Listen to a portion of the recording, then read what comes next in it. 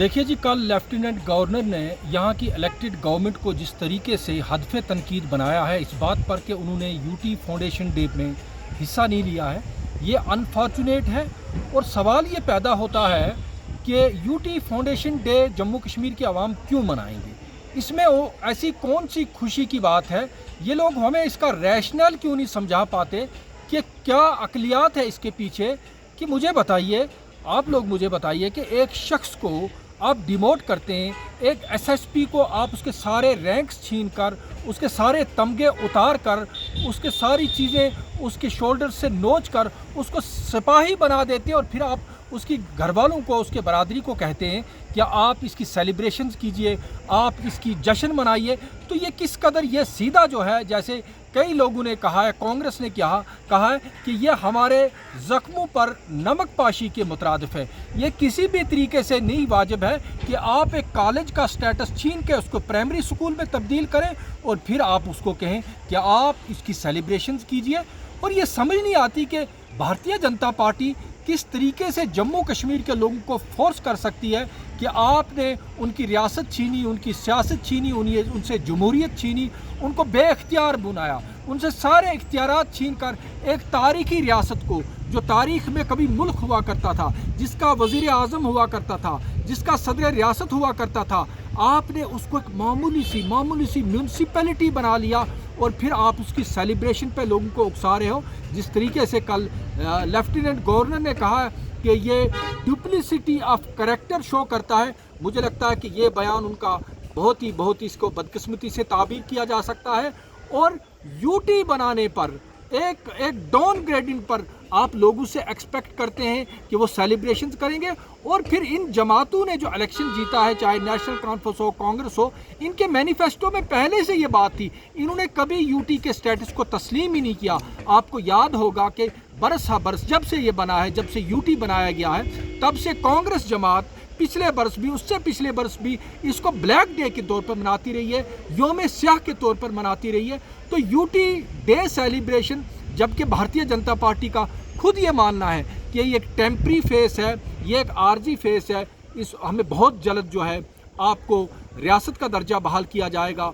और इसमें जो है सुप्रीम कोर्ट ऑफ इंडिया की गाइडलाइंस भी हैं, बल्कि सुप्रीम कोर्ट ऑफ इंडिया की ही डायरेक्शन पे यहाँ पे इंतखाबात मुनक्कद करवाए गए हैं। तो फिर ये कौन सी तुक बनती है कि आप यूटी जो है उसका फाउंडेशन डे मनाएं, जबकि है ये आर्जी है। मुझे लगता है कि एलजी साहब को इस तरीके से पहले तो आप लोगों को बेख्तियार बनाकर उनके मामूली, उनके रिसोर्सेज पे, उनकी जमहूरियत पे, उनको सब कुछ लूट खसूट करके आपने नंगा करके छोड़ा है। और अब आप फोर्स करेंगे उसको कि आप यूटी के फाउंडेशन डे। देखिए भाई साहब, फाउंडेशन हमेशा प्रमोशन पे मनाया जाता है। आपने कभी सुना कि किसी शख्स की, किसी ओहदे की डिमोशन हो और फिर वो जो है उसकी सेलिब्रेशन करे, उसका जश्न मनाए? इसमें कोई तुक नहीं बनता है। और आपने जो सवाल किया कि यहाँ की जो जमातों ने, मुझे लगता है उनका रिएक्शन बिल्कुल हक बजानब था, उन्होंने इस तकरीब का बाइकाट किया है। और अगर डुप्लिसिटी की आप बात करें तो डुप्लिसिटी इसमें भाजपा की जाहिर होती है, क्योंकि भाजपा एक तरफ लोगों को रियासत का दर्जा बहाली के वादे करती है, वो कहती है कि अब जो है वज़ीर आज़म हिंद की अगर आप बयान देखेंगे इलेक्शन जो रैलीज़ के दौरान, उन्होंने कहा था कि इलेक्शन होने के फ़ौरन बाद आपको रियासत का दर्जा बहाल किया जाएगा। इससे पहले सुप्रीम कोर्ट में जो तुषार मेहता हैं, जो सॉलिसिटर जनरल हैं, उन्होंने कहा था कि बहुत जल्द उन्होंने कहा था कि एज़ अर्ली एज़ पॉसिबल, जल्द से बेशतर जो है इसका हम रियासती दर्जा बहाल करेंगे। और फिर खुद जो है on the floor of parliament जो है इस मुल्क के वज़ीर दाखिला ने वादा किया है कि पहले डिलिमिटेशन होगा, फिर इलेक्शंस होंगे और फिर जो है आपका रियासती दर्जा बहाल होगा। और जिस तरीके से कल ये तनाज़ा बनाया जा रहा है, और ये आपको बताऊं कि ये एक शो डाउन है, ये एक रस्सा कशी की शुरुआत हो चुकी है। यहाँ की एलजी एडमिनिस्ट्रेशन, यहाँ की एलजी और यहाँ की जो मुंतखब हुकूमत है, जो डेमोक्रेटिकली एक बाहरी अक्सरियत से, लोगों की बाहरी अक्सरियत ने वोट देकर जो है नेशनल कॉन्फ्रेंस को जो है इक़्तिदार में लाया, उनके बीच में एक तरह की रस्साकशी है। ये 2 पावर सेंटर्स अब बन चुके हैं और यहीं आने वाले दिनों में आप ये तमाशा देखेंगे, ये मज़ीद बढ़ेगा।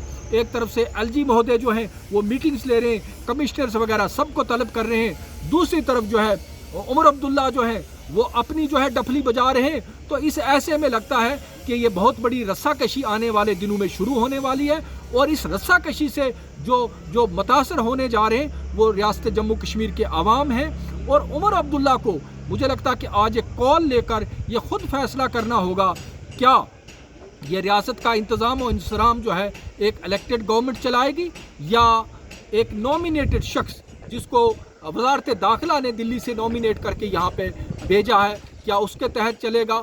और फिर वज़ीर आज़म के जो वादे हैं, जो वज़ीर दाखिला के जो वादे हैं कि यहाँ पे बहुत जल्द जो है रियासती दर्जा बहाल होगा। देखिए, तब तक हकीकी डेमोक्रेसी की बहाली आप नहीं कह सकते, और in real sense restoration of democracy तभी होगा जब आप आवाम की चुनी हुई सरकार को वो सारे इख्तियारात लौटा देंगे जो इनसे आपने छीने हैं 5 अगस्त 2019 को, जिस तरीके से इस तारीखी रियासत को आपने डिमोट करके एक मामूली सी म्यूनसिपलिटी में तब्दील किया है। तो मुझे लगता है कि ये एक शुरुआत हो चुकी है, एक शो डाउन की, एक मुकाबला आराई की। ये बहुत बदकिस्मती की बात है, और इसमें जो है रियासत जो है काम काज जो है बहुत ज़्यादा मुतासर होगा। आपका बहुत बहुत शुक्रिया।